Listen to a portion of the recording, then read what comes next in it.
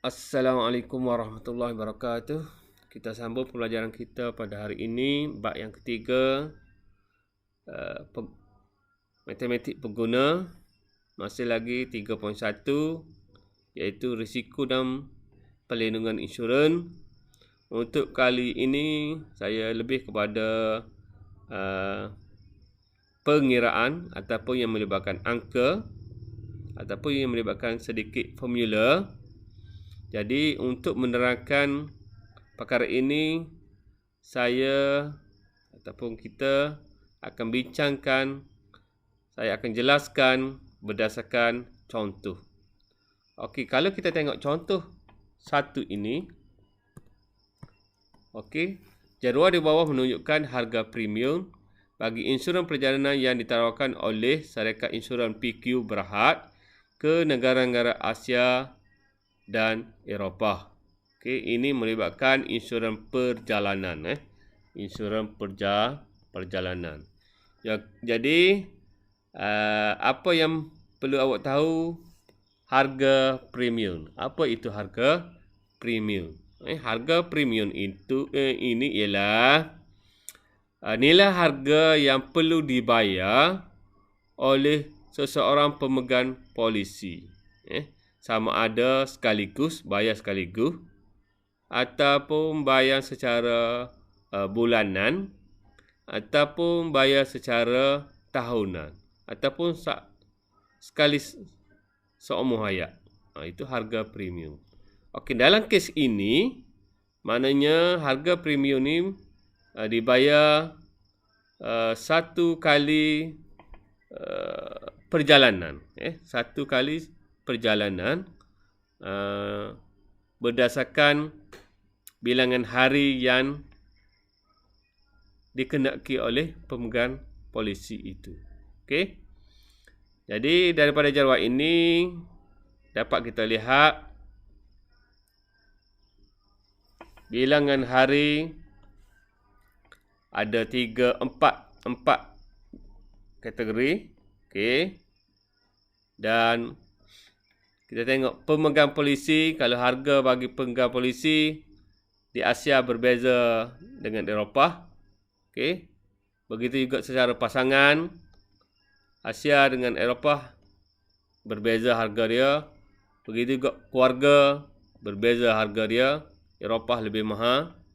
Okey, itu untuk 1 hari hingga 5 hari. Dan semakin banyak bilangan hari, semakin meningkat bilangan hari ataupun tempoh masa, sudah tentu semakin tinggi harga premium. Okey, untuk menjawab ataupun menerangkan dalam jadual ini, kita teruskan perbincangan daripada soalan-soalan yang dikemukakan. Contohnya soalan A, apakah faktor yang mempengaruhi perbezaan harga premium bagi insurans perjalanan itu? Faktor yang mempengaruhi harga ni lebih mahal, lebih murah. Kenapa? Jadi,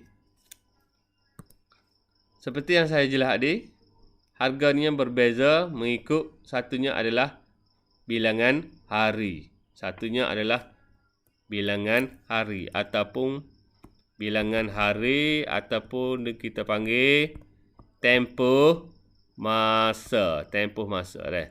Satu bilangan hari ataupun tempoh masa lah. Semakin lama tempoh masa, semakin meningkat nilai premium, harga premium. Satu lagi, berdasarkan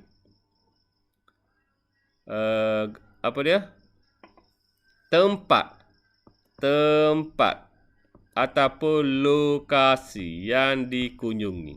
Kalaulah dalam Asia lebih murah berbanding dengan Eropah.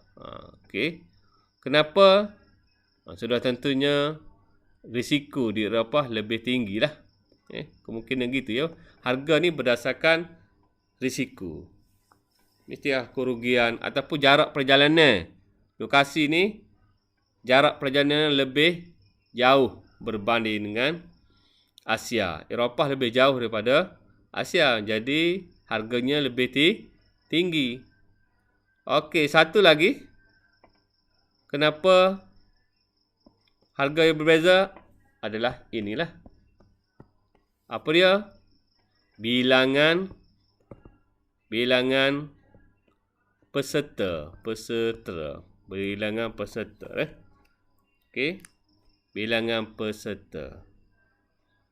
3 faktor yang mempengaruhi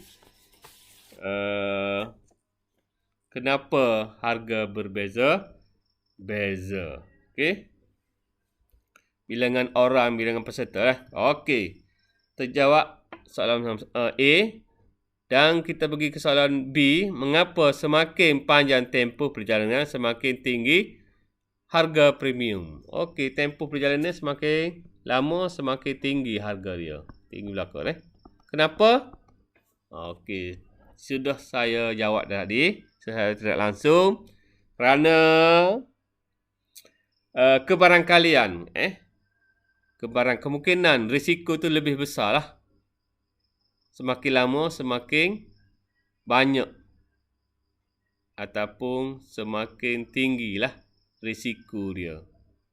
Kalau kita duduk lama, semakin banyaklah risiko. Okey, ataupun kerugian. Kebarangkalian mendapat kerugian itu lebih tinggi lah.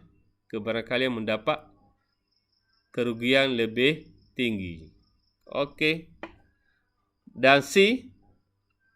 Soalan C. Pekerjaan Sahir sebagai jurugambar memerlukan dia melawat banyak negara Eropah dalam tempoh setahun. Dalam masa setahun tu dia banyak nak pergi melawat negara-negara Eropah. Eropah saja dah. Eropah saja. Okey.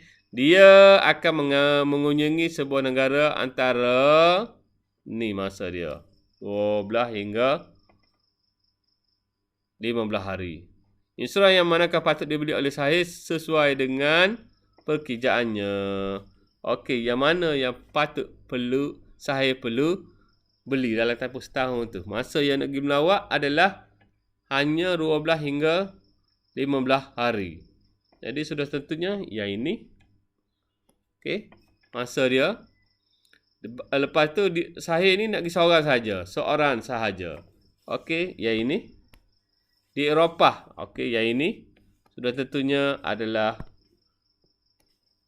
dia perlu beli, nilai premiumnya adalah RM127.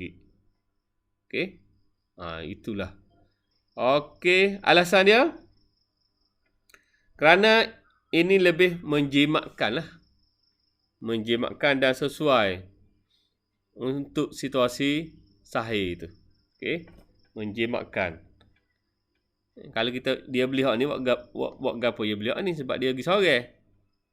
Yang ni. Begitu juga buat gapo beli hak ni. Tak perlu beli hak keluarga sebab dia pergi sorang. Okey, terjawablah soalan C. Okey, seterusnya kita pergi kepada bagaimana mengira. Okey, ni pengiraan premium bagi insuran hayat. Okey, kita pergi kepada insuran hayat. Okey, bagi insuran hayat, nilai premium yang dibayar bergantung kepada nilai muka yang dipilih. Umur, jantina, sama ada merokok ataupun tidak merokok. Pengiraan premium ini merujuk kepada jadual kadar premium bagi setiap RMX nilai muka. Okey. Sekarang ni ini formula dia. Okey, formula dia premium. Tadi saya dah bagi tahu apa itu premium. Harga yang perlu dibayar oleh pemegang polisi. Okey.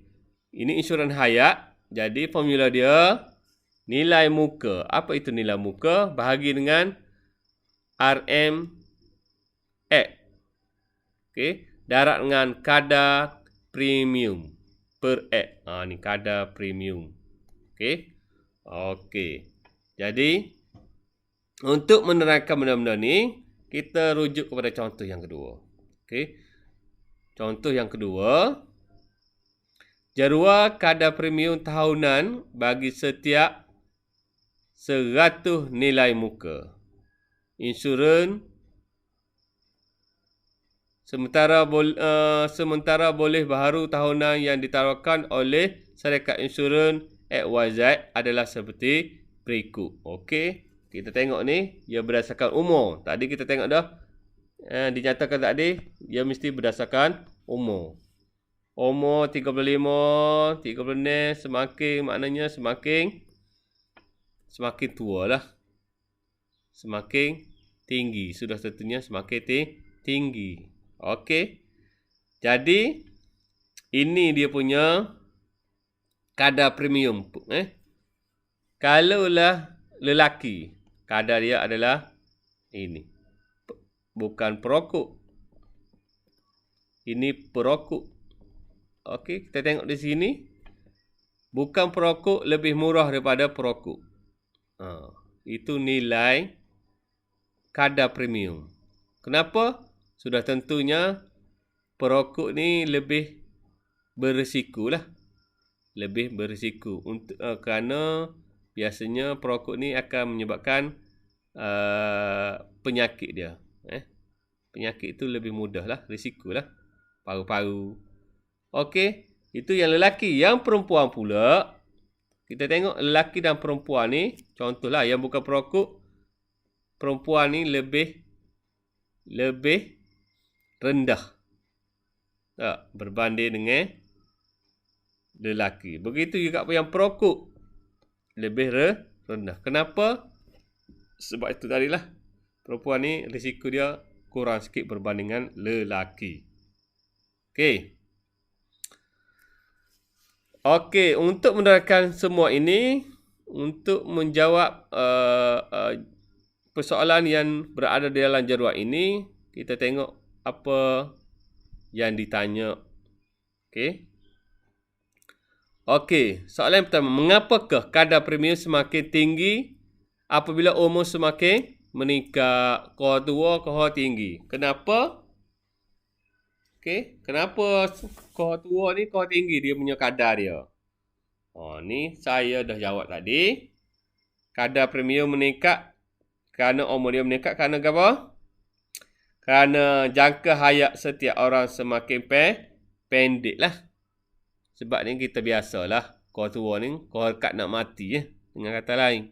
Jangka yang hayat ni, insurans jangka hayat ni, apabila mati ataupun hilang upaya, baru dapatlah ia punya papasan. Okey, kalaulah lebih muda, memanglah mati ni tidak menentukan usia. Tapi adat kata kohort tua, kohort kad nak mati. Jadi risiko segitulah. Jadi jawapan dia ni, kalau dalam buku ni, kadar premium meningkat dengan peningkatan umur kerana jangka hayat setiap orang semakin pendek dengan penambahan umur dia. Okey, yang seterusnya, yang kedua, bagi seorang perokok. Kita tengok kadar dia semakin tinggi bagi seorang perokok berbanding dengan tidak perokok. Kenapa? Sudah saya jawab tadi.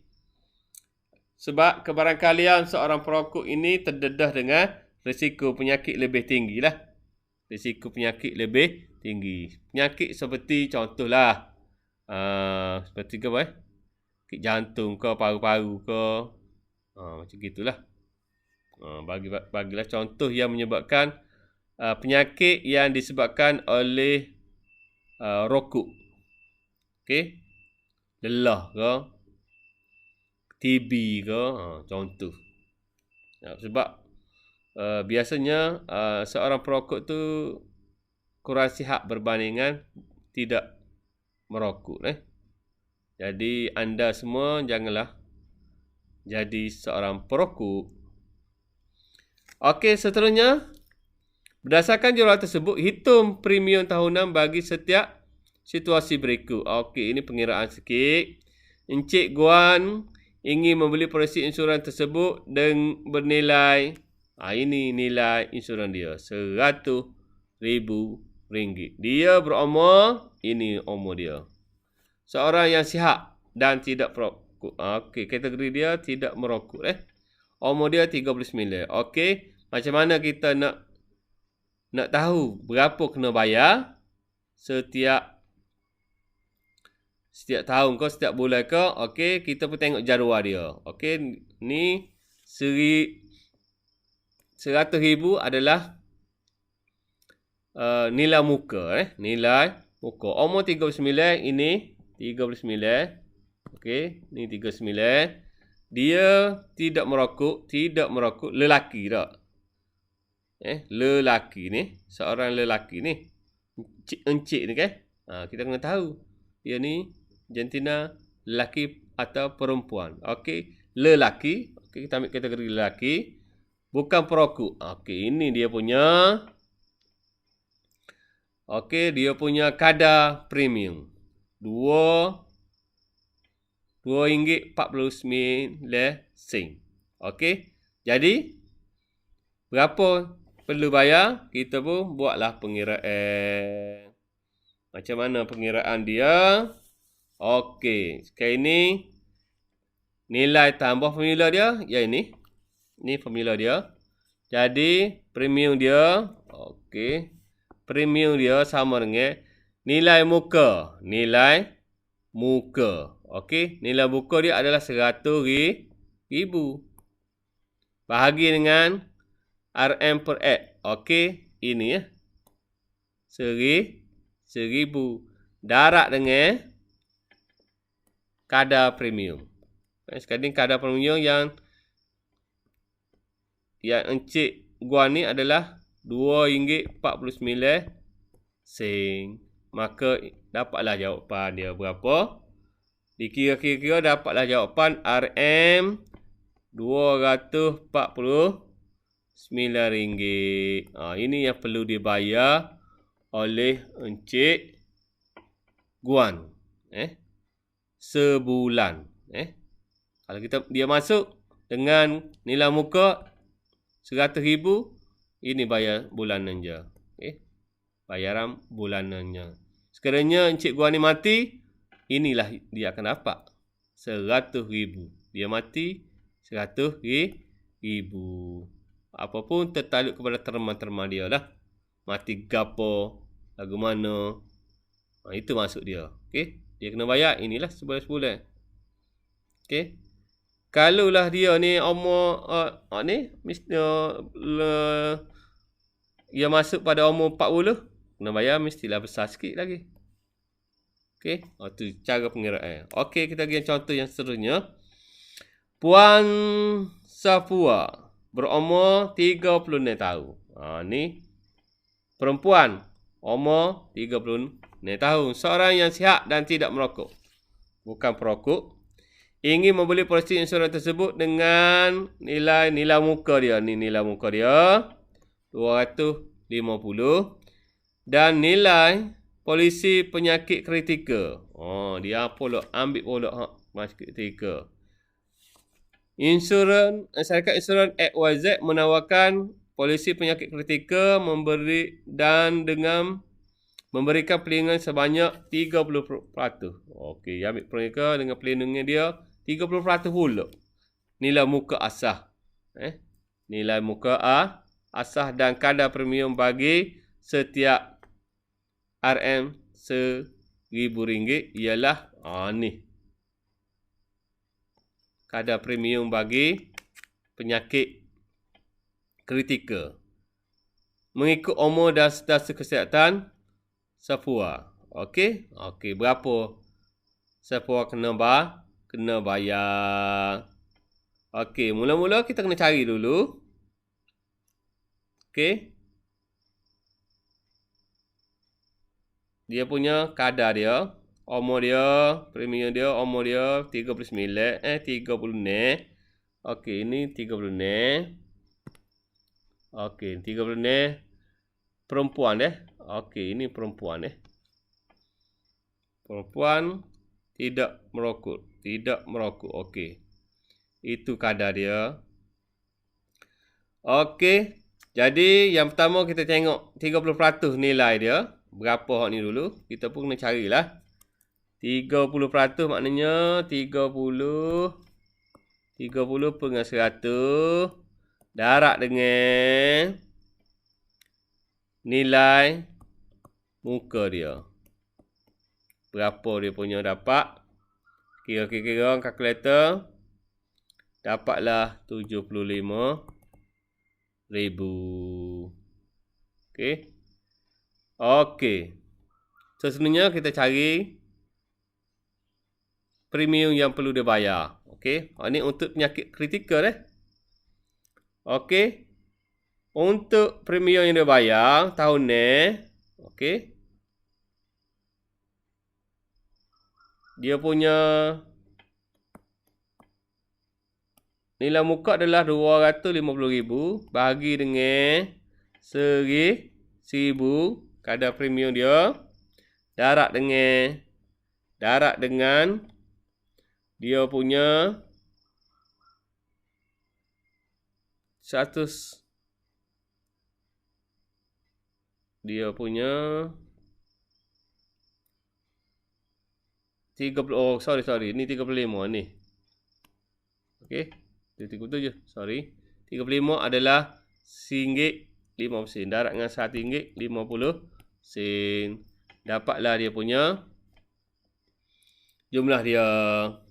Okey, iaitu RM375. Tahunan setahun ni, bukan bulan ni Sorry, silap tadi. Setahun kena bayar. Okey, setahun kena bayar Okey, jadi untuk penyakit kritikal, dia kata adik ini dia punya nilai muka dia yang kita dapat tambah pula dengan nilai muka dia untuk penyakit kritikal adalah 75,000 bahagi dengan setiap 100,000 darab dengan dia punya nilai kadar premium dia 1.77. Maka dapatlah berapa? RM132.70. Ini untuk penyakit kritikal. Ini untuk kadar premium yang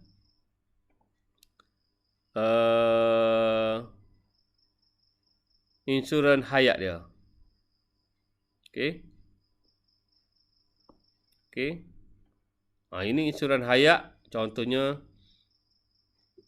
dia mati. Ni dia sakit kritikal penyakit yang kritikal. Jadi kena bayar tambah dua ni lah. Apabila tambah dua ni akan dapat jawapannya adalah 507.75. Inilah kadar yang perlu dia bayar sebab dia ambil dua kategori. Okey. Dua kategori. Kalau yang ambil yang ini saja tak ada masalah.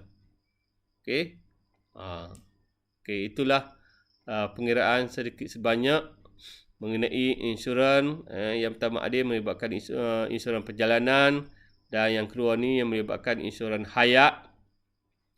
Okey, dan seterusnya kita sambung selepas ini pada hari akan datang iaitu insurans motor. Saya rasa sekadar itu saja untuk kali ini. Selamat belajar.